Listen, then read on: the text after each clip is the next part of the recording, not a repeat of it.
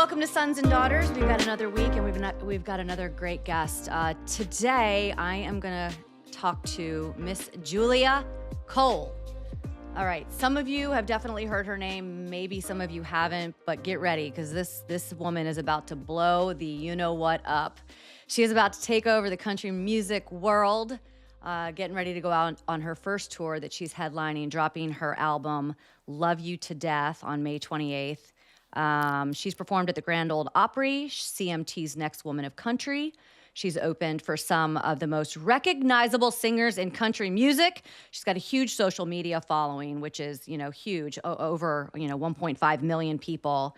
But today we're going to find out how Miss Julia Cole, the middle of three girls and daughter to Stephen and Danae Cole from Klein, Texas. Go Bearcats. is about to become a very, very, very common household name in the country music world and in the music world in general. So, hello, Miss Julia. Good to see you. So happy to be here. It's always so fun to get to hang out with you. All right. So I was going to tell our story, how we met without you on, but I figured let's do it with you on. So was it 2014 or 13? Because your sister was at Duke. I think it was 2014. 2014. So you guys were there, feeling no pain, having a great time. I was visiting, having the time of my life. You were having a good time. An honorary Blue Devil. I got to sleep in Shasheskyville. Like, high five, Coach K. I'm telling you, I was like a Blue Devil for that weekend. It was amazing. How long did you guys sleep out there in the tents? So somehow Kristen finagled it that I only had to be out there one night. Like, I took someone else's spot because I was only in town for the weekend, But someone got sick and they needed me to I filled in for somebody who got sick and needed to go home. So I got very lucky. Because at Shasheskyville, you have to have somebody in the tent at all times. Yes. It's almost like camping out for sneakers. Were you there alone or were you always with somebody? Like what's I was always with my sister. Is it like a big party out there? Yes. I think it's a lot more miserable for the people who are there a month in advance, but the weekend of the game, everyone's fun. It's not everyone's there versus when you're the person who just has to hold it down one person at a time. That's when people are going to classes and going to practice and going to the different events they have over the week before, but usually right before the game, everybody's hyped in there. What a cool experience! I never did that. I don't think I would want to, but what a cool experience when you're a young kid.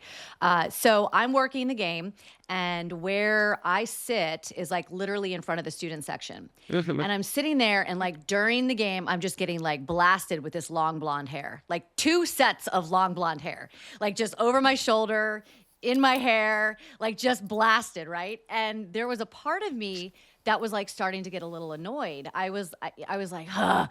And then I was just chill out, Shannon. These kids are having fun. They're awesome. They're enjoying the game, just whatever. And so by the end of the game, I think I had said hello to you guys, right? I was like, you guys are, awesome. Have fun, whatever. And then we went our merry way. And then I was covering another game at Vanderbilt, another basketball game. And who is singing the national anthem but one Julia Cole? And so you kind of walked down, and after you sang the anthem, I went chasing after you to say hello. That's so funny because the way I remember us being at the Duke game, it was all dudes basically. Because we're in the student section, we're painted up blue, and it was all guys. And then kind of my sister, me, and maybe there were a couple other girls there in the front. But the way I remember it is you just kept getting catcalled by all the guys. All the students are just hey, and you kept making eye contact with Kristen and me, and we thought you were rolling your eyes at them, but it was probably at us hitting Julia right.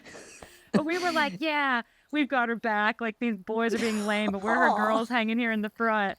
So that's how I was yeah, we bonded because there were a bunch of guys that were just hitting on you, and you needed some girl backup in the student section.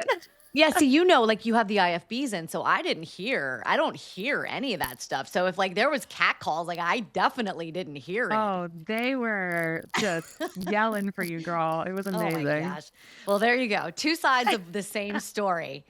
But then I saw Julia singing the national anthem, and we went up and I talked to her. And you were a student at Vanderbilt, and then I've seen you a couple of times. We've kept in touch. We have each other's numbers. We've had dinner in Nashville once before, and I've seen you at NASCAR races, which I've always been like, yay, there's Julia. She's at a NASCAR race singing the national anthem. Yeah, I'm so glad that we've been getting to run into each other at such fun places. Like, we're never in a boring place, that's for sure.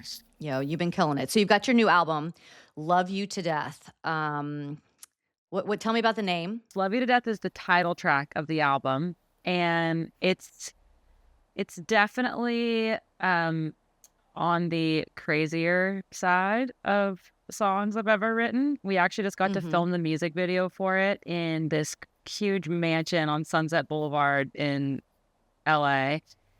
And I may or may not get to murder someone in the music video. So I truly love them to death. I read somewhere that you said, with this new album, I've never felt sure of who I am and what I want to say. There are a lot of songs on this album that come from a healing place of getting through. I know you already know this, but for people who don't, I had a called off wedding engagement. And some of the songs on there are they were therapeutic for me to write. And since I've been performing and releasing them over the past year, and now they're almost 3 million followers on social media, I've gotten all these messages from people being like, these songs have gotten me through my breakup or through my divorce or through my whatever, saved my life. And I realized when we write the songs, it's therapy for us, but when we perform it or release it, it's therapy for everybody else. And there are a lot of songs on this album that I wrote because I truly needed to write them. It wasn't, for fun. It was like, it was all I could think about. It was my therapy. That's really powerful. And so I'm gonna kind of like go back in time, because I know that you were a writer and were able to kind of, I guess, put your thoughts on paper, and you knew that you could sing a little bit at some point, but kind of putting those together at some point, not a lot of people do. And so when did you kind of realize that you could take one thing that you did well and another thing that you did well and be able to combine those things to do something really well? I got my start singing in the weirdest way ever, doing national anthems, basically, for my own volleyball and basketball games. And then my volleyball coach was like,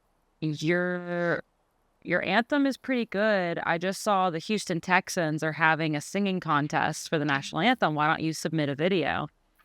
And I just fully did it for fun because I was like, I just want to be on the sidelines of a Texans game. You know what I mean? Like, that is, I could bring my dad. Like, it's going to be sick. And I win this singing contest. I get to go sing season closer, sold out Texans Jaguars game. Jets flying over, fireworks. I mean, it was like the craziest thing you can possibly imagine as a high school kid, especially just getting thrown into.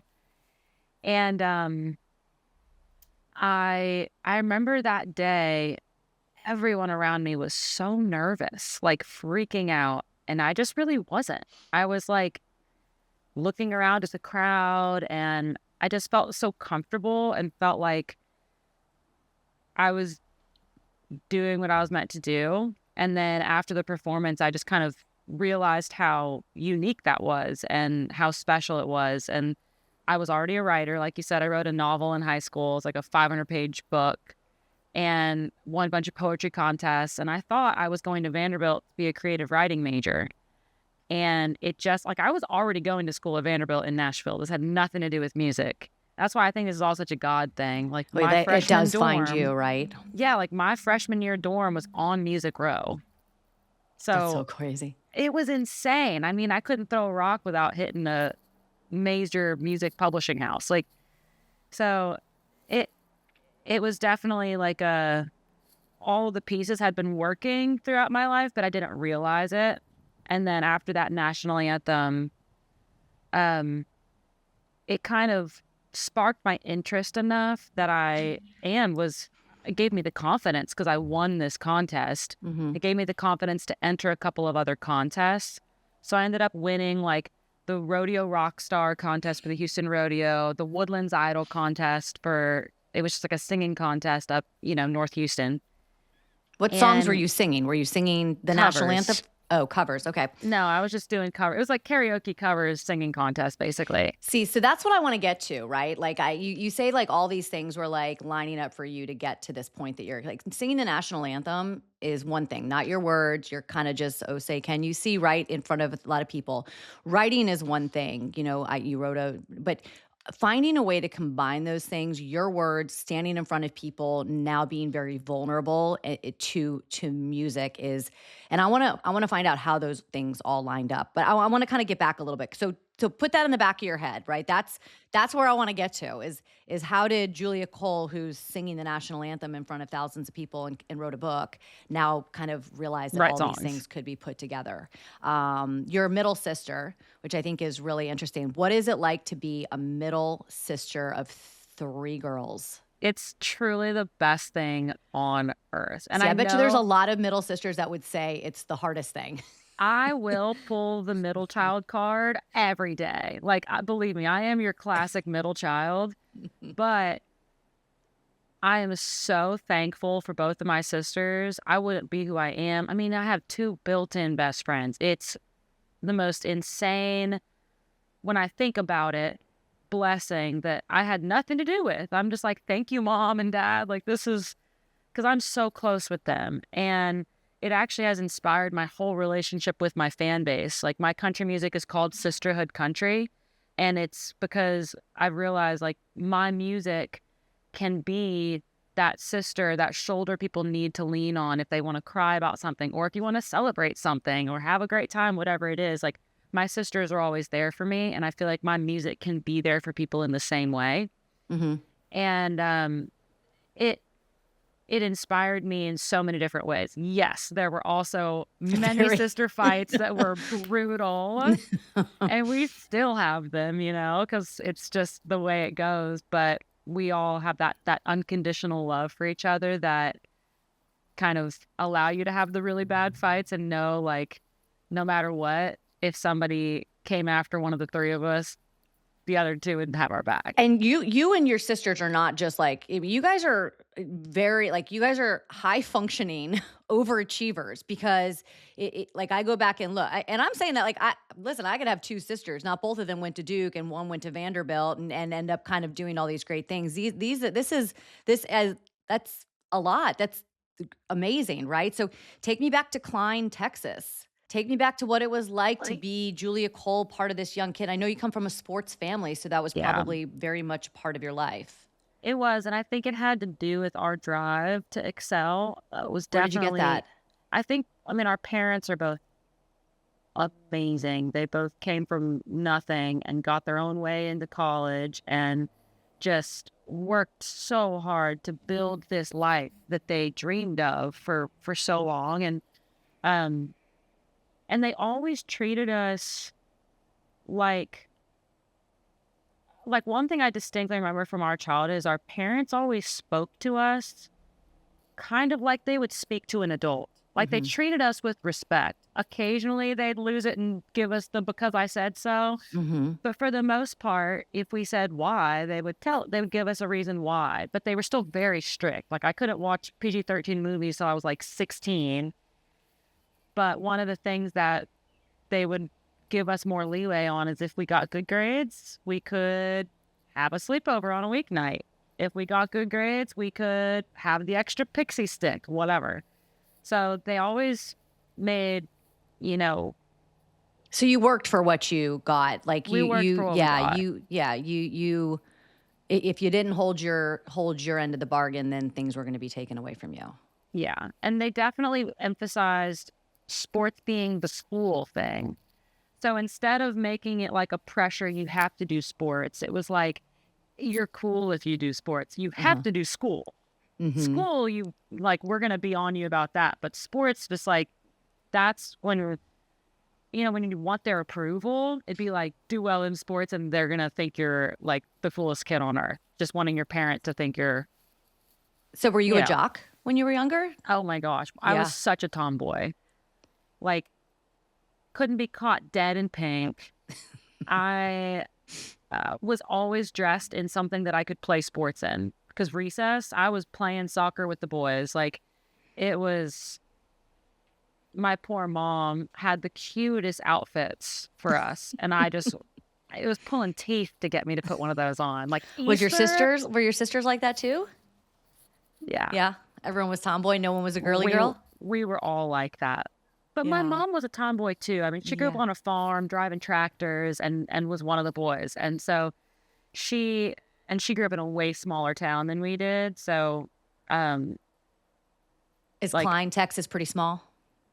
no, Klein, Texas is like a suburb of Houston. Houston. So you still got, my high school was 6,000 kids. I mean, when I was there, it was a little bit less. I think now it's 6,000 kids. When did you start writing? Like, if you're such a tomboy and playing sports, and when did you pick up do you remember the first time you said, I kind of like this power? I wish I had all of the things that I wrote in like elementary school and middle school, because there are two distinct memories I have of things that I'm like, oh my gosh, I love writing. And one was so every year, part of your school exams, you had to write. I mean, a Hmm. lot of our writing classes, every single year, we were in English class having to learn that. And I always loved it. Like, I was never, you had to pull teeth to get me to do other homework, but English and writing, I was like down to go the extra 9 yards for it.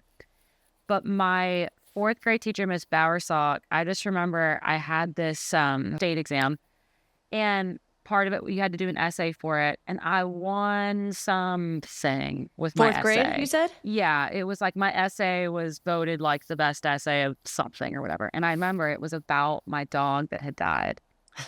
Wow. And it was like I had this dream that I was with my dog in heaven, and at the end, I have to like go back home or whatever. And it was so sad, but the essay ended up winning all these contests. Um, and I just remembered from that point on feeling validated in my writing too. So I had extra confidence to pursue it at an even higher level than just writing for my tests. But before that, I also did little songs with one of my neighbors. Lauren Wardwell is her name.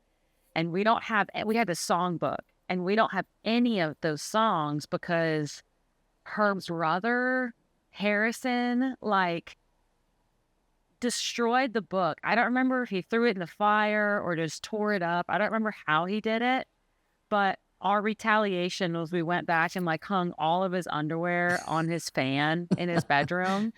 So we got our payback, but I wish I had those songs. Do you remember what those songs were about? Not a clue. And I wish I did, but I'm sure they were like, oh, we're on the monkey bars at recess. Yeah. Like, But so fourth grade, you win an essay, like, and do you just keep writing, or like had like, because I mean, I wrote an essay in fourth grade too, and it was probably about my dog as well, or my animal. But how do you know that it's something even at that age? Did you have I guess diaries are big, right? I never kept a diary, but I know people did and do, and I wish I I wish I had. did. Yeah, I read a lot too. I was big into reading, and I think that helps you write because you're inspired by whatever you're reading and the language and the way that they speak and the way it makes you feel. The way words on a piece of paper can make you feel, you learn some of that power by reading. And then it excites you to then go and write because you're realizing I can create that for someone else. I don't remember exactly what I did in between, but in high school, I applied for an independent study class to write a book. And that's when, because I knew I wanted to write. Like, that's why I wanted to go to Vanderbilt, was to be a creative writing major. So I was like, okay, this is going to be a head start. I can write my first book, whatever. And so Miss Icorn was one of the teachers at our school, and she agreed to be my, you had to have a supervisor because you still had to go sit in there for an hour during your class period, and then they would grade you and and whatever. But there's no real curriculum. I had to kind of make the curriculum and then get her and the principal or somebody to approve it, to be like, you're allowed to do this independent study. I got everyone to sign off on it with like by what days I would turn in how many pages and how many chapters. And by the end of the year, I'd finished the whole thing, and I never let anyone read it except my teacher and maybe my parents, I think. This is the 500-page essay that you have, or the 500-page novel? Book. Yeah, it was And called so do you still Suspended have that? Lives. What's it It's called? on Suspended Lives. Oh. It was about 6 people stuck on an elevator, so I thought my title was so clever. Oh. And you can find it somewhere? I don't know, honestly. Oh, Maybe it's on gone? some old laptop. I truly haven't even looked for Damn you, Harrison. You took the novel too, didn't you, Harrison? it. My parents probably have a copy of it or something. I know we printed out the whole thing too. So I bet you, in my mom's stack of school stuff she has from us, there's probably some little folder of paper. So that's how you get into Vanderbilt. That was on my resume. It was one of the things. I mean, I graduated like number 12 out of like 1,000 kids, and I was nerdy. So I did all the AP exams. But you're in Texas, Julia. You've got Texas, you've got Baylor, you've got Texas A&M, you've got, I could list 1,000 schools in Texas. Why Vanderbilt? Because I literally met a creative writing major the time my older sister did her college visits. I get drug along. I'm a freshman in high school, so I shouldn't care. But by the time we got to Vanderbilt, the person who was her guide to show her the campus was a creative writing major. So I ended up hanging out at the front of the pack with the guide the whole tour of Vanderbilt. And Kristen's like, she already was in love with Duke. So she was like, whatever, like the school's nice, but I felt Vandy's the only school I applied to. I was like, Really? "Mhm, That's it, just one. mhm." Didn't even hedge your bet, huh? Didn't even, just in case. I had automatic acceptance to anywhere in Texas because Yeah. of my grades. Great. So I was like, I'll go to UT or do something else. Why did your sister want to go to Duke? Or why did she want to leave the state of Texas? Because I guess if she hadn't wanted to leave the state of Texas, your school visits would have been Baylor, True. Waco, That's so true. right? So why did she want to leave? I actually think a lot of that was my parents. I think maybe my parents wished they could have had more schools as an option. And so I just remember them from the very beginning of us talking about colleges, like sitting down with the whole list of everywhere in America, not here's Texas, here's Louisiana where your family's close by. It was Wow. like, look at everything. Where do you want to go? And it was funny because as I started to say stuff about like, oh, what about, because Kristen talked about Pepperdine or something like that. And my parents were like, no, California's too far. we want you guys to go, but we don't want you to go too far. Yeah, it's actually like, now that I look back on it, like they were like, you can go, but like not that far. At this point, when you're a freshman and you decide like, hey, Vanderbilt's a place I want to go because of this creative writing, because I fell in love with this campus were you singing at that point? Anything besides the national anthem? You hadn't even sung the national anthem. It's the first time you sang was at a volleyball game? Actually, the first time I sang was a duet with Kristen. And that's why I was probably not too scared to do it. Because my older sister was on the basketball team. I'm on the freshman. She's varsity. And they were like, y'all could do it as a duet just for fun. And we were like, and she was in choir and was a known kind of singer. So everyone knew she could sing. And so we were like, yeah, that sounds fun. And it's not nerve-wracking if there's two of you. Like one of you forgets the words, who cares? The other person's there, like, it's fine. Plus, it's your sister, right? It's your big sister. That's your biggest, And we were very competitive growing up. So, like, I make it sound like it's all, like, perfect in our world. We had every sister fight you can possibly imagine, with the stealing of clothes, the taking of each other's candy, the teachers calling us the wrong names because we had the same coaches and teachers and all of that. But we pushed each other, and Kristen set the bar really high, and Emily and I are both competitive. So we're like, well, if Kristen did it, we can do it. And I think you're right that if Kristen hadn't gone and looked at those other schools, would I have? No. I don't know. Well, it's really selfless of your parents too, and really Oh, awesome because, I've said this before on the podcast before. I think when I had Marty Smith on, is I didn't know anything outside of my town in Sunrise, Florida, right? It was like people went to Florida, or people went to Florida State, maybe UCF, but getting out. And then when I started covering college sports, and I went to like Boston College, and I went to Duke, and I went to Vanderbilt, and I went to Georgia and Ole Miss, and you're like, holy shit, like I had no idea this was out here. But it takes like I think that extra step for people and your parents to go, here's a look at this map. You can go anywhere except Pepperdine. except California. You can go anywhere. But that's really amazing of them to want you guys to go, and selfless too, because the parents, they want to keep you close. Was Yeah. was writing your thing? Was that the thing that made you different from your sisters? Probably. Writing was definitely always my thing. I mean, my sisters were great writers, but they didn't have the same passion for it. And I was like obsessed with it. Yeah. Okay, so you sing the national anthem. You can write. Yeah, again, like when does it become I want to take my words, what I wrote about my dog, or leaving and being homesick, or this journey that I'm on, my sister, whatever, and I want to put this to music and I want to be the one to sing it. The first song I can remember writing was, and like another very important fact that I've somehow left out until now is that my mom forced us all to take classical piano lessons when we were little. So I knew music theory. We fought about it's like one of the only things my mom and I got in like a yelling match about. Like I did not want to play piano, and here I am, the one who's doing music. So she gets to say "I told you so" all the time. Parents know best. She does, yes, and I'm so thankful for it. But we were forced to learn music theory and classical piano as little kids, and by the time I started winning these singing contests, I remember starting to, like, I remember toward the end of my piano lessons, kind of our compromise was I could start playing songs that I heard on the radio instead of classical music. I was like, okay, mom, I won't quit if I can play something more fun. And so I had kind of started to learn how to play some cover songs and stuff on the piano. Very, very basic level, like not great at all. But I think Mary Had a Little Lamb.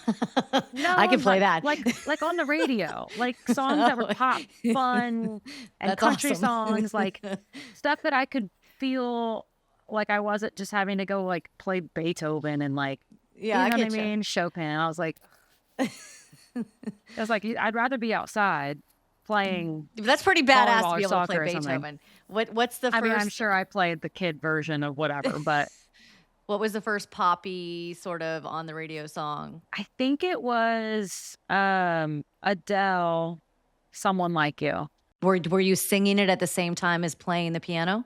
After I learned how to play it, yeah. I had to Mhm. learn it first, but then I would sing with it. So then you start doing that, and so you know that you can put your voice to a tune. The first song I remember like writing after I learned that I kind of was able to sing in public and that I didn't even know it was a real job, to be honest, until I started winning money in some of these contests. I was like, oh, this is kind of like cool. And I started getting paid to sing certain national anthems and stuff. And so I was like, okay, maybe I could really do this. And so I sat down and I remember the first song I started to write. So funny. It was called Evergreen.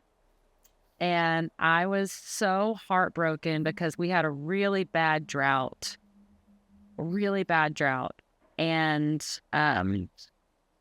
part of our training track for running track and cross country was running through Meyer Park. And I remember going through Meyer Park and all the trees were dead and had been like chopped down to the stump. And it was like hundreds of trees and they were huge, really old oaks. And like, it was really sad. It looked very eerie too. Just like a bunch of dead tree stumps and in a place that was very forested prior to that drought. I remember going home and I wrote evergreen about a love that was supposed to be evergreen and live forever, but died because of a drought and of love. Like, it's so funny when I think about it. I'm like, who hurt me? Like, who hurt little Julia? I'm going to write this song, but Who did hurt you? yeah, I mean, Because like it does take experience, whether it's good experiences or bad experience, I think, to relate to anybody and to have empathy and uh-huh, grace and all that stuff for anybody. all Like the, you have to have that's especially with what you do in music. Like that's where you pull from. You pull from your painful or beautiful experiences. So to look at trees that there's a drought and to write a song about heartbreak about that, like was it a boyfriend that like a big breakup that who were I you thinking actually about when you wrote think it? so I had a high school boyfriend that I dated for the majority of high school and into college a little bit. We dated for like almost 4 years, but it wasn't like dramatic and it was long distance. So I feel like, and at the time I wrote this song, we hadn't had any breakup or anything. So I actually probably think that most of the hurt had come from like friends that either betray you or you lose or whatever. Because there were, like every girl, there's a lot of it's hard to have girl friendships that last all through elementary school through the end of high school. So I think that was part of it, but I'm definitely an empath. So like I went through this part and I felt actually that sad about the trees.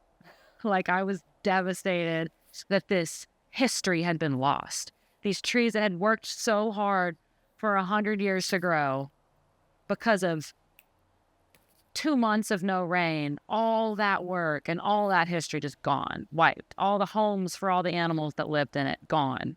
Like I think I actually was just that sad about the trees.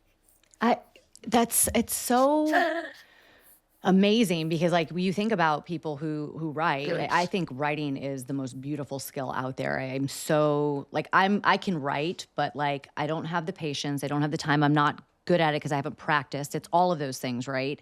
I wish that I could because I think it is a superpower that is so beautiful to be able to look at something and put into words what other people are thinking, but put it in such a beautiful way that they can't articulate.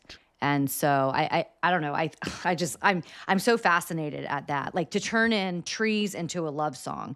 So the next step after writing Evergreen, did you sing Evergreen? Like did you put it to music and Yes, I okay. did. I did. Do you still perform it? Absolutely not. Come Over on. my dead body. You like listen on this new tour, you should just be like, "Hey, I've got the very first song that I ever wrote, Oh my and this is a gosh. special one for just you guys." Can I hear a little bit of it? Like God, I'm just trying to remember it. I really am right now because I know the end of it's like the end of the chorus is something like, "And all I'll ever be is an evergreen." It goes to some minor chord. It's like with brown leaves. It's so bad. It's so bad. did you record it? Did you put it on a recording so that you could go back and listen to it? I'm the best version of it's probably just like video recording audio. You know what I mean? Like a phone or something. Um, but no, I didn't know what I was doing. I Okay, so didn't know what's the next anything. step? You write Evergreen, you sing it. Like what's next? Well, to kind of try and cover a lot of time in a smaller explanation, Because what year is it that you go to Vanderbilt? What year did you start there? 10. 10 years ago? And So you've been grinding it out, girl. You got there 10 years ago and hit the ground.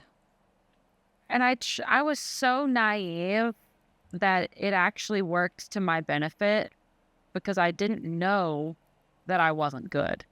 I just like I had, a little bit of the raw talent that I guess you need. Mhm. Like I could sing, I had a voice, but my songs were not good. I couldn't play instruments live. Like I didn't know how to really perform or do anything like that.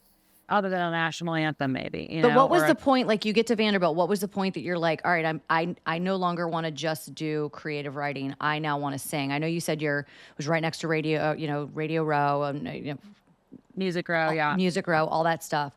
I was singing national anthems for everything at Vanderbilt too. Yeah, I know. I saw So, you. yeah, so it turned into like I became kind of the singer girl at Yeah. Vandy. So whenever there was anything music related, people expected me to like be a part of it. So if there was a panel that would come to Vanderbilt of music industry professionals, I would get sent the info like you should be at this, and I just Yeah. went to everything, And anyone who was somewhat adjacent to the music industry but had to do with Vandy kind of got connected to me Huh. so that I could just, learn. And I was so curious and everything was still so fun about it. Like I was just so truly so naive.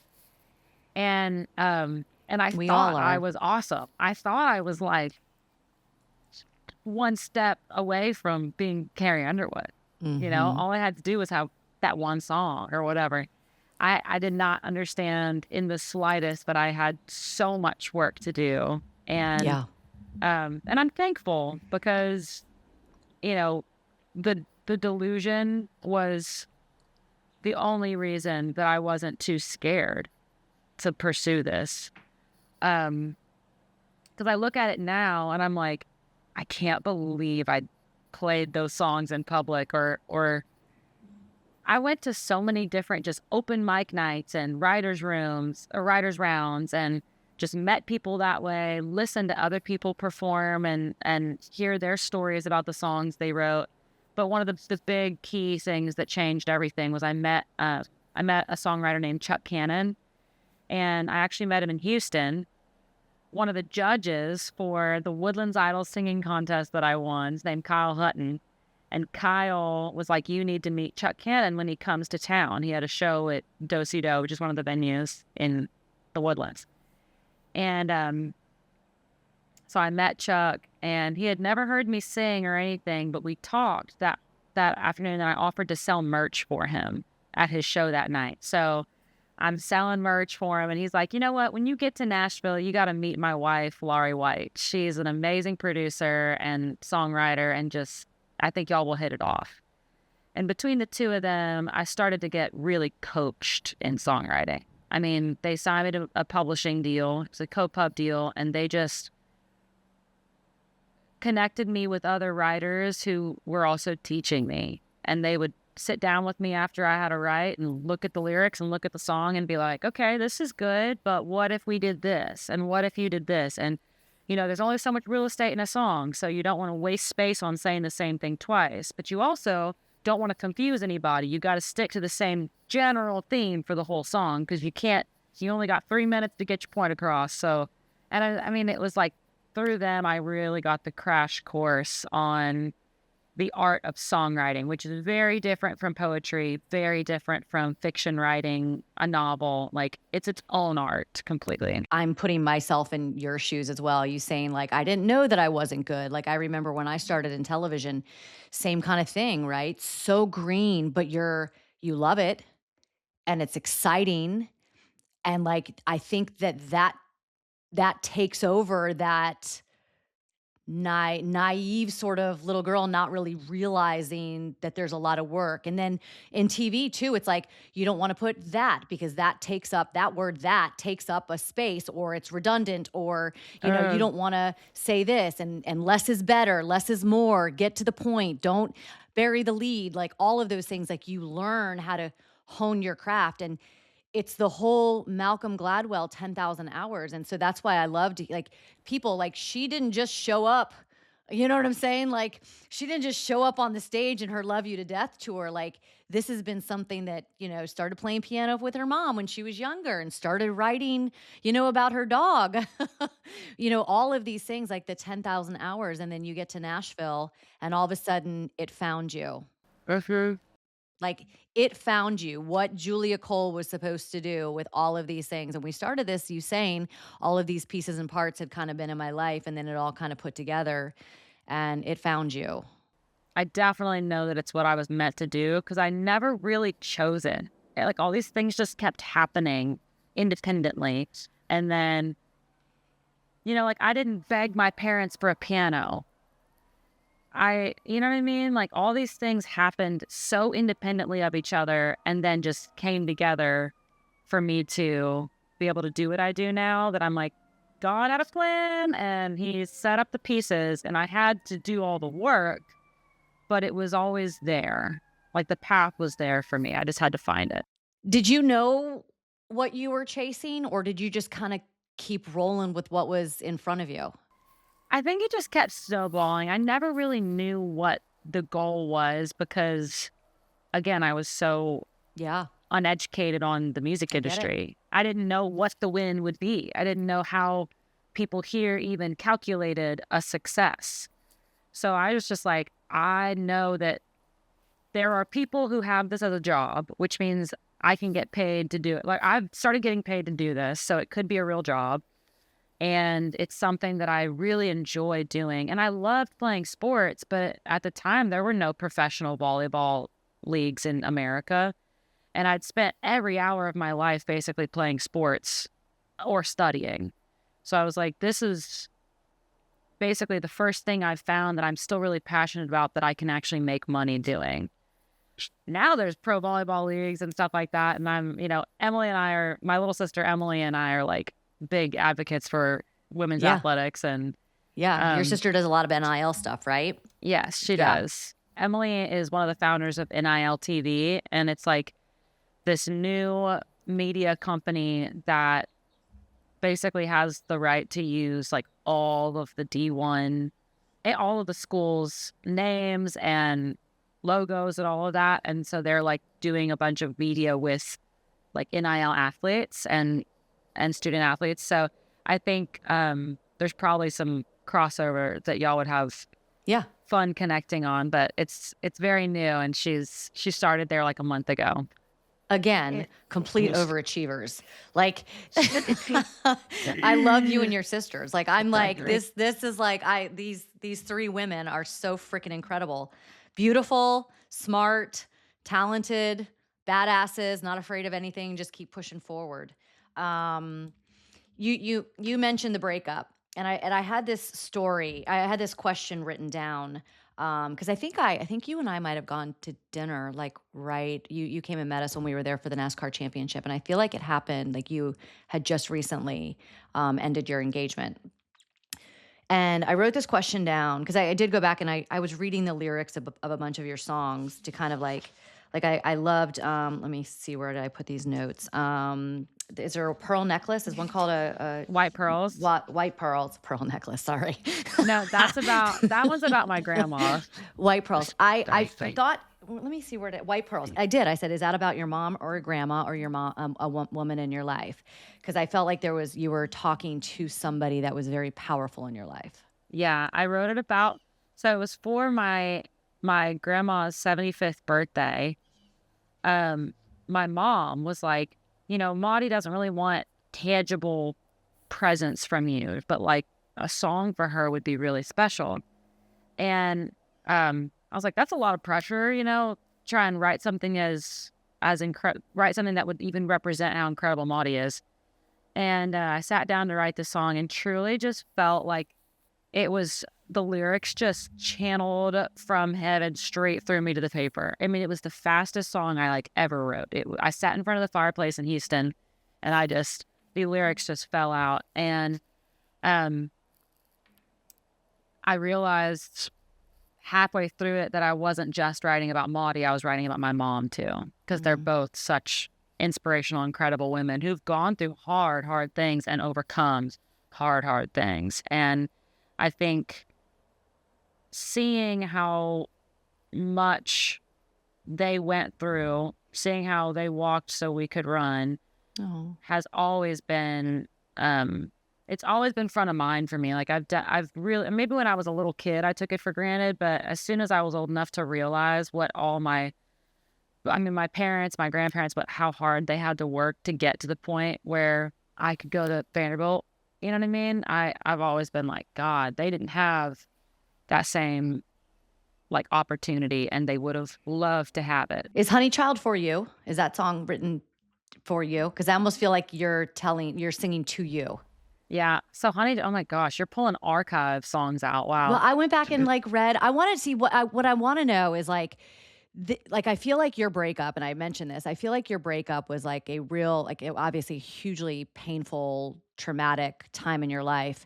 And I wonder if you look back on these songs that you wrote before you had this experience, and even recognize the person that wrote those songs that came from probably a totally different place with totally a different emotions, and like not even aware that you had some of this pain inside you at that time. So I went back and like kind of looked at your old lyrics to see who old Julia was.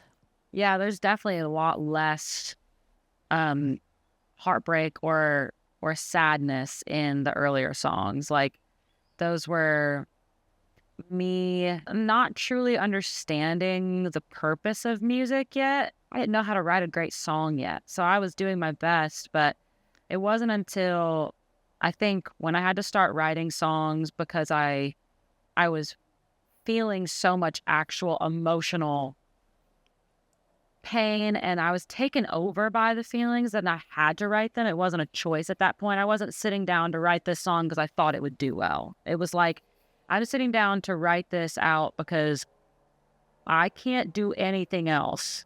You know, What is that that was like? when, What is that like to channel like your emotions like onto a piece of paper and have to like see it in writing and relive it in your words while trying? like, Yeah, what is that it like? happens on accident a lot of times. Like the way I think the way songwriters' brains work is you can't choose when the inspiration's going to come, but it hits you and it doesn't leave you alone. You're going to constantly get hit by this idea that's in your head until you write it down or flush it out or just let it breathe. So half the time, even if it's a bad idea, you just have to write it down. You just have to get it out. Like sometimes I can't sleep because I'm laying there and there's some song idea happening in my head because I'm processing through something in my life that's happening or happened.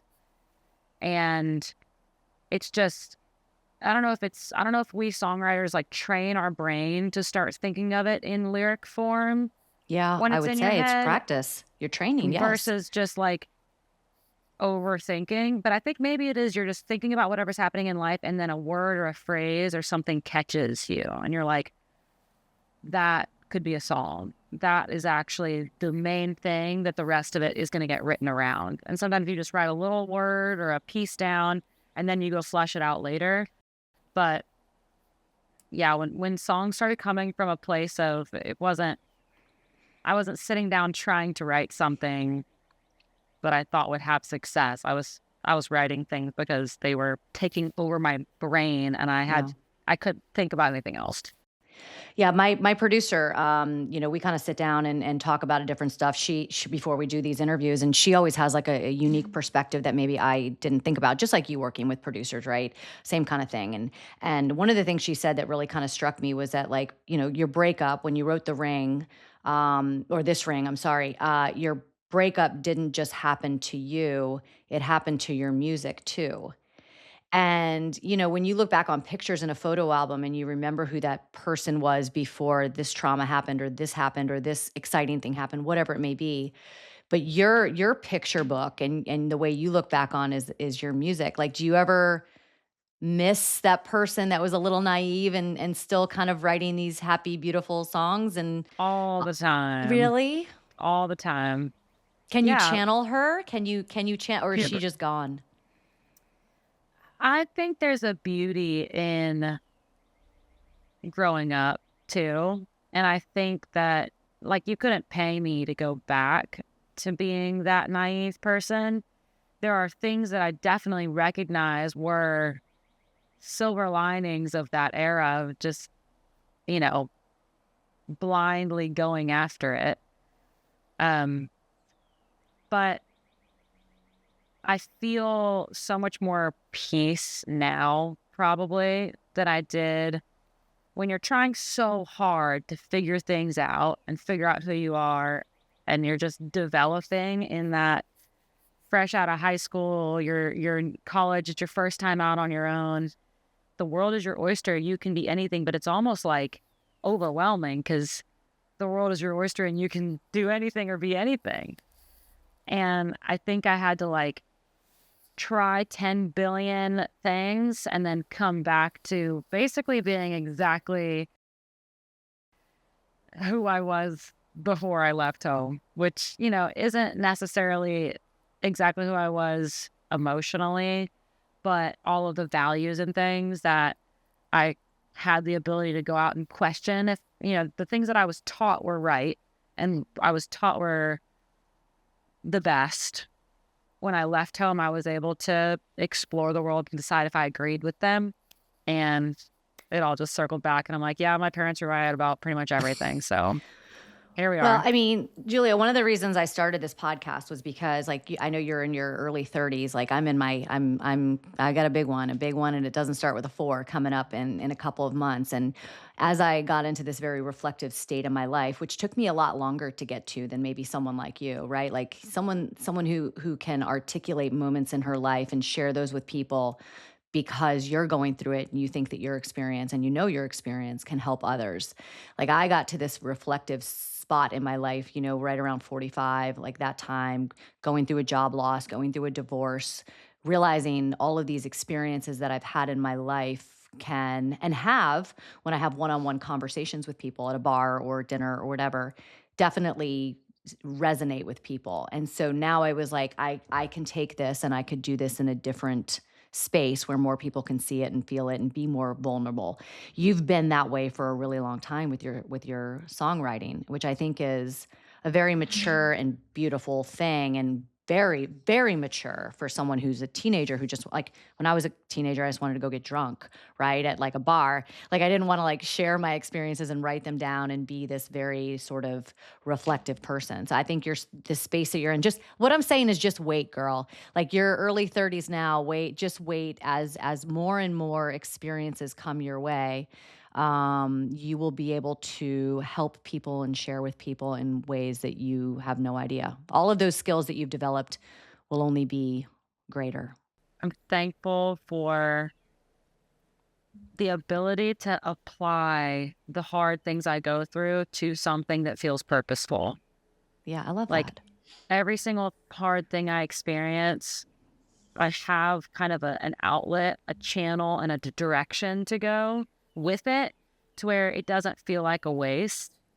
Because a lot of times you can be like, why did I have to go through that? How come this person over here just gets to fall in love, be married, do all the things, and like, you can have those thoughts. But I was listening to like a church service or something, and it was talking about, you know, asking like sometimes people have the hard question of asking God why. Why me? Why did they have this? Why did they not get cancer? Why did they not get whatever?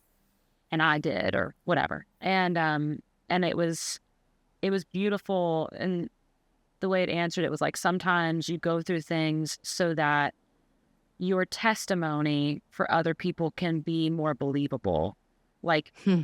someone else hearing from me about a called off engagement is going to carry more weight than them hearing about someone who might have an opinion on it, but it's never gone through it. Yeah. And I think there have been enough, like I've had enough serious relationship experiences that have been different that I'm able to write music that I actually am able to understand what a lot of people are going through because I've experienced so many different versions of heartbreaks.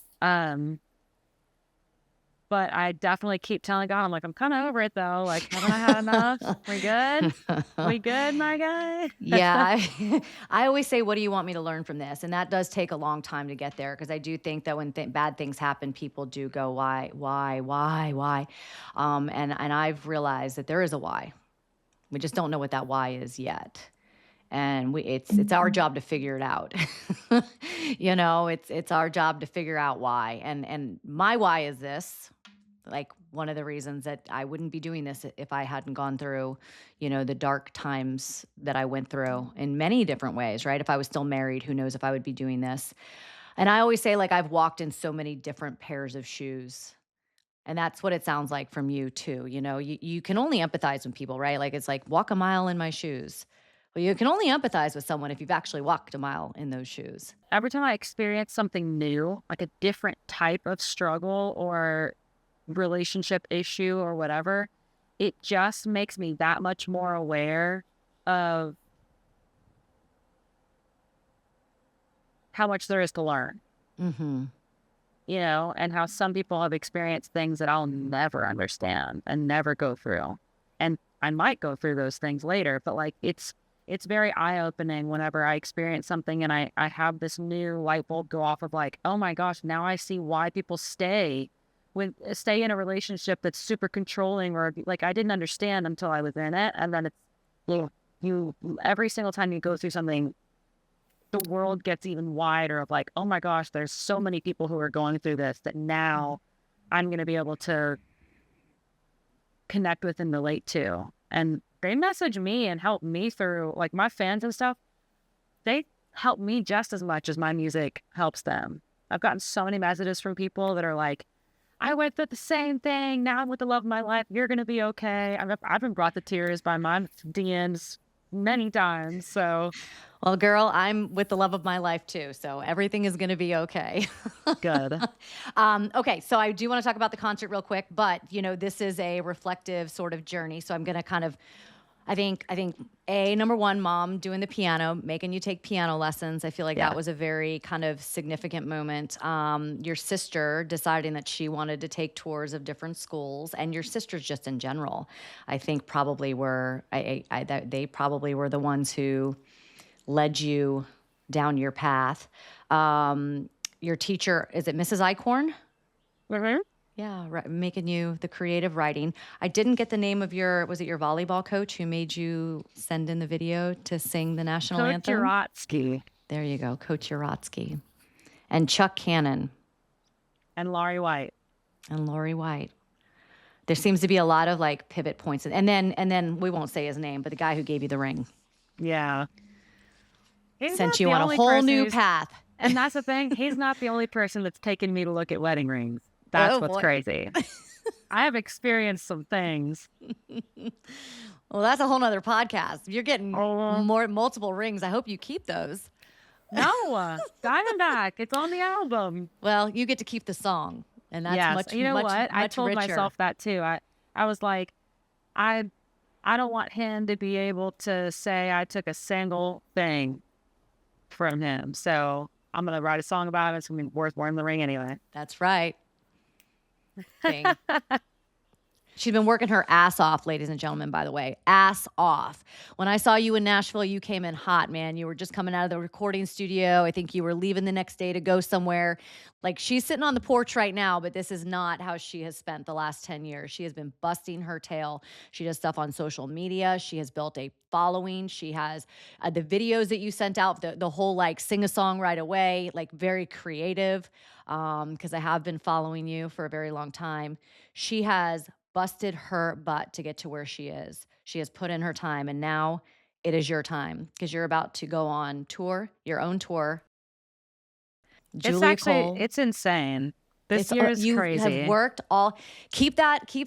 I don't know what I don't know kind of thing, and just go because you've put in the 10,000 hours. You know how to be on stage. You know how to play a musical instrument on stage. You know how to sing. You know how to write. You know how to channel. All of those things. Everything you've done. I feel like some of the big pinnacle things that are coming up that are making me feel very like validated, like, oh, this is all really happening. I'm playing Stagecoach, I love it. which is like a crazy. I just got to tour with Jelly Roll. I opened for him love all it. through Australia. I just played the O2 in London for Keith Urban. Like, I mean, these crazy opportunities are starting to pop up and happen kind of all the time. And I'm like, oh, we have another show with the Opry, and we're doing this record they're putting out. This is my first real record where I have a whole team. We've got the management team, and there's like a whole slew of people that have worked on this project, and the music videos. I mean, it's probably 100 people. Because you're ready. Because it's your turn. And Because I you've wasn't worked. before. Yes, you And weren't.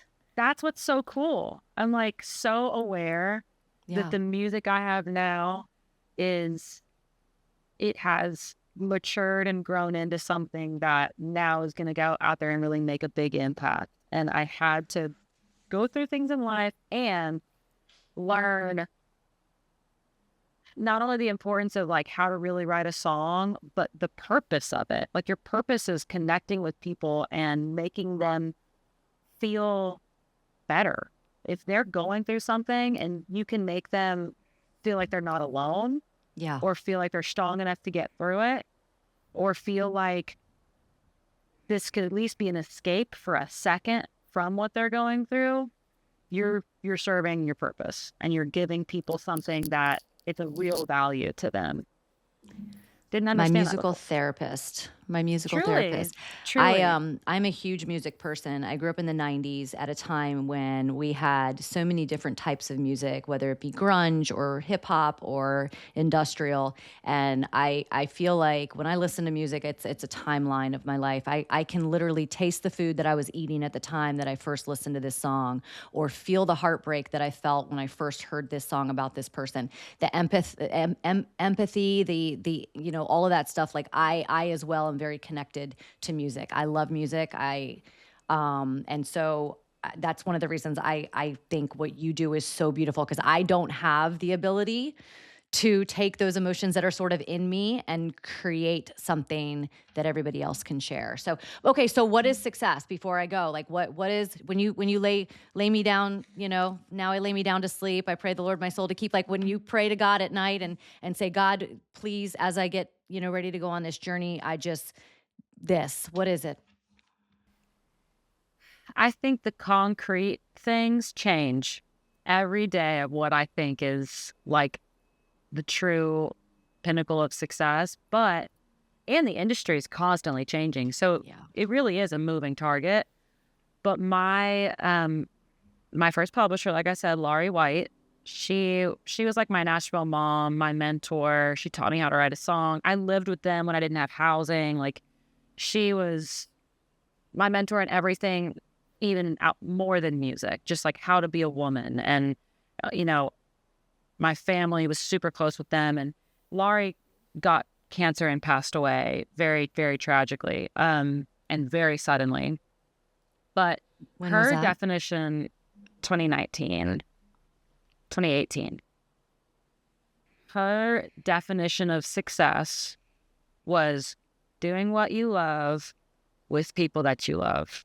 Love it.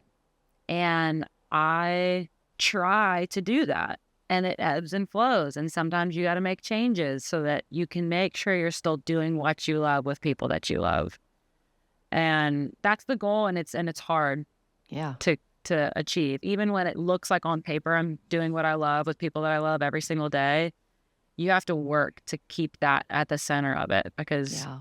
a lot of parts of the industry are not the part of it that you love, aka the 5 a.m. flights, like so many of them. And the bus tours, you're going to be on the bus tours going from city to city. We're all Girl, over. I am so happy for you, and I'm so happy that our paths crossed in some way, because you're such a beautiful soul, and I'm really glad that I know you, and that we got to share your story, because I think this is it, man. When I saw you in Nashville, I was like, holy shit, this woman is working her butt off, and this is more than just. Because, you had just been doing social media stuff for a long time, and it was 2020, so that was like when people were doing it. And I was really proud when I saw you. Like, you looked like a woman. You were getting your together. I was like, damn. Well, thank you. It's only a matter of time. I'm very thankful to know you too. From the very only a beginning matter of of us time. getting to connect, I remember whenever we like really got to actually talk, I was just like, there aren't a ton of people who, I feel like I connect with that quickly and that immediately. Like, I get you, and I feel like the way you think is either the way I think or the way I wish I thought, and I could just tell listening to you talk and the way you thought about things, and obviously your drive, like all the success you were having and are having now. I was like, this is not only someone I want to be friends with, but someone I want to learn from and keep close. So thank you for having me on and for being my friend.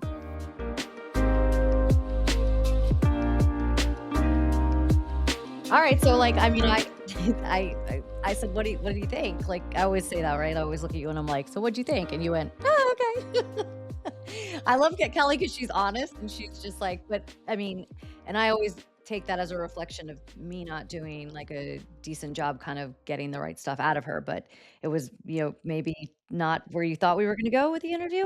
Like, we had done some sleuthing and research on her, and I think I what I thought was gonna be what built her was this breakup, but I think what she revealed to us was that what built her was her sisters, and I feel like that the more I think about it, it just resonates with the fan base that she has and the Yeah, music that she puts out, and it's really authentic to who she is, and so in the end, if you go all the way back to the beginning of the conversation that you had about how you guys met, yeah.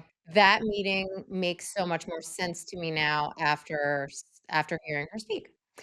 What's funny about yeah, because you said that even in the first meeting when I was a reporter and I was sitting on, the front desk or whatever, the front row of at Cameron Indoor, and she was right behind me with her sister, she saw that experience as she almost needed to, like, have my back because these guys now if she would have known what I was really thinking, which was annoyance because I was annoyed that, like, there were these 2 girls that didn't have any spatial awareness that or their hair was all over me, then it might have been totally different, but then I kinda went, "All right, Shannon, just relax, chill out.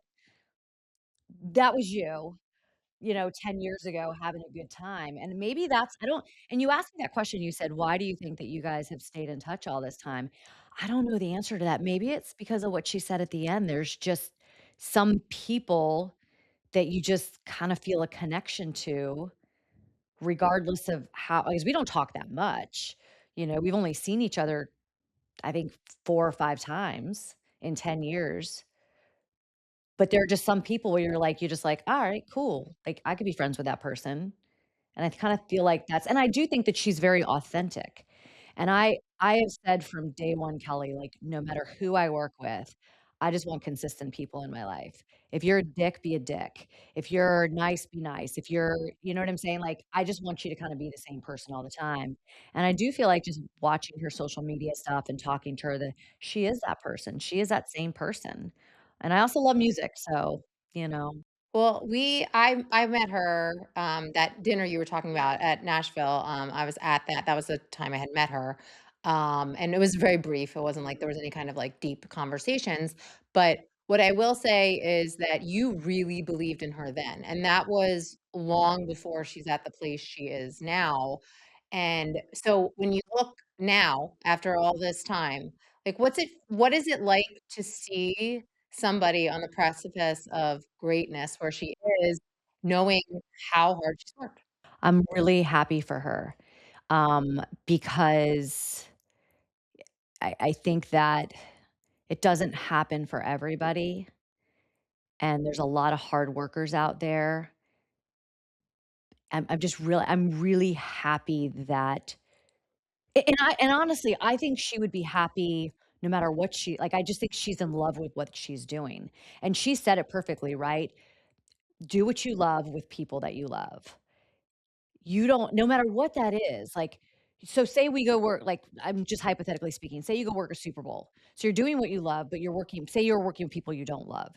It's not that same. So you get that satisfaction of doing something awesome, but it's not like that you're not the whole circle isn't there.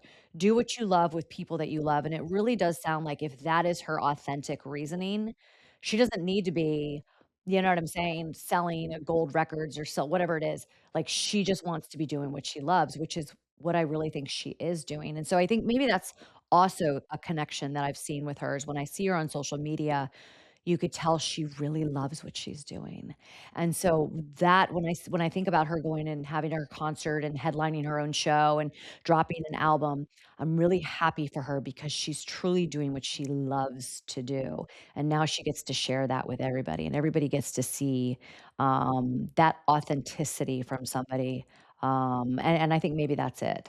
Well, and that might be part of it too. You guys are both pretty honest and about what you're going through, good or bad, and very authentic to how it's affected your lives, and so maybe that's really the connection, and so you get to do it this way, and she does it through music. She's sweet. Oh my gosh. I'm just so happy for her. And she has worked her ass off. She has worked her tail off. I didn't realize until she came to that dinner in Nashville. She came in, she looked beautiful by the way, and she's like, I just got out of the recording studio. I've been in this city, I've been in this city, I've barely been home. I didn't know that she was doing all of that, right? I thought at that time she was simply building her brand on social. She was like releasing music on social because that's what young artists do nowadays. And so when we had that dinner and I was like, "Wow, like she's really doing it." I was very happy for her. Yeah. Really happy for her. So I'm glad that we were able to get her on Sons and Daughters, and she's super busy because she is getting ready to go on this tour. But I do think like, I feel like was there a moment in her career, like, I think what she said, like, it found her. Like, she's born this is her calling. But, if her sister hadn't gone on tours, it's like, you don't leave Texas, just like I didn't leave Florida, Yeah. Like, Yeah. you got everything right there, you got 80 schools that you can choose from. Right, and I guess if you're talented enough and you can let it find you, Yeah, and it sounds like it did. I mean, the greatest in the world at what they do, usually things find them. It's mhm. cool. Well, but I hope she has an amazing tour Yeah, and hope this album does really well. I She's a know. really great person, She's and her sweet. music's pretty darn good. Yeah, it is. Sweet girl. All right. JuliaColeMusic.com is where you can find it. Another Sons and Daughters in the book. I enjoyed this one thoroughly. Yeah, it all goes back to the Cameron crazies and the blue paint and the blonde hair and Julia and her sisterhood enjoying themselves at a game. So we'll see ya on the next one. Bye.